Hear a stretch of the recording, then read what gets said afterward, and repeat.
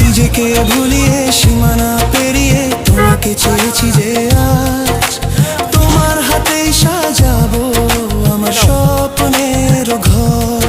আমি তোমার প্রেমে পড়ে দুনিয়া ভুলে গেছি, তোমার ওই মায়াবী হাসি আমি দেখতে ভালোবাসি।